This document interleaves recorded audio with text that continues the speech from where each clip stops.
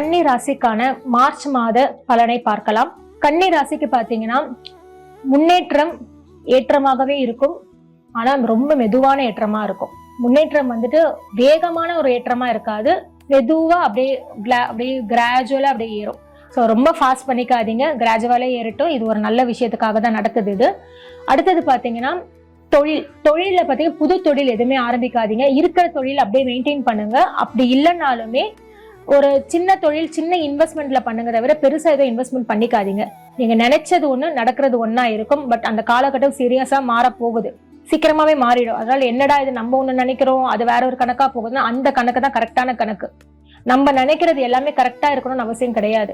நம்ம இப்ப கண்ணுக்கு நம்மளுக்கு அது கரெக்டா தெரியும். பட் போக போக அது ஏதாச்சும் நெகட்டிவ்ல போய் விட்டுரும். அப்போ நம்ம வந்துட்டு ஐயோ நம்ம அப்பவே மாத்தி இருக்கலாமே அப்படின்ற ஒரு மைண்ட் செட் வந்து அப்போ நீங்க யோசிச்சுட்டு இருக்கணும். ஸோ அதனால இப்ப எப்படி போகுதோ அப்படியே கோ ஆன் த ஃப்ளோ. எதுவுமே மாத்திக்காதீங்க, எதையும் மாத்தணும்னு ட்ரையும் பண்ணாதீங்க. அடுத்தது உடல் ரீதியான பிரச்சனையில வந்து செரிமான பிரச்சனை ஏற்படும். இன்டைஜஷன். கரெக்டான டைமிங்க்கு சாப்பிடணும்.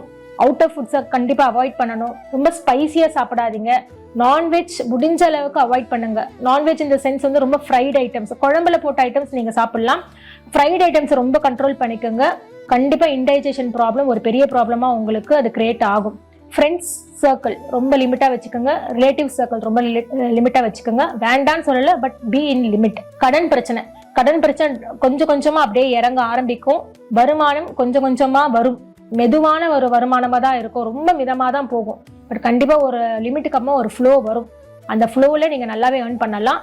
என்னடா இது நம்ம எவ்வளவு முட்டி மோதினாலுமே ரொம்ப மிதமா தான் வருது, கையை மீறி தான் நம்ம வந்துட்டு நம்ம பிரச்சனையை சமாளிக்கிற மாதிரி இருக்கே அப்படின்னா கொஞ்ச நாளைக்கு அப்படிதான் இருக்கும். பயப்படாதீங்க, கண்டிப்பா இந்த காலம் மாறதான் போகுது. மாற்றம் கண்டிப்பா மாறும். பெரிய பயணம் ஏற்படும்.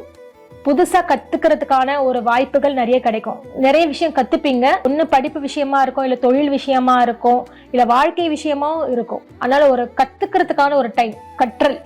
ஸோ ஒரு நல்ல டைம் அது. ஸோ உங்களுக்கு சான்ஸ் வந்துச்சுன்னா மிஸ் பண்ணாதீங்க. ஏன்னா இந்த ஒரு பாயிண்ட் வந்துட்டு உங்களுக்கு எதுக்காச்சும் ஒரு ஃபியூச்சர்ல வந்து யூஸ் ஆகும்.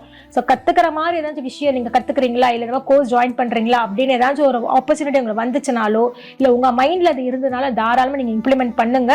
பிகாஸ் இப்போதைக்கு உங்களுக்கு கற்றல்ன்றது ரொம்ப தேவை. அது வந்து ஃபியூச்சர்ல வந்து கண்டிப்பா ஒரு அப்டேஷன் அதுல உங்களுக்கு கிடைக்கும். ஆனா ஒரு சிறு பயணம், அது வெளிநாட்டு பயணமாகவும் இருக்கலாம், உள்ளூர் பயணமாகவும் இருக்கலாம், ஒரு நல்ல விஷயத்துக்கான ஒரு சிறு பயணம் ஏற்படும். So be ready and pack your back.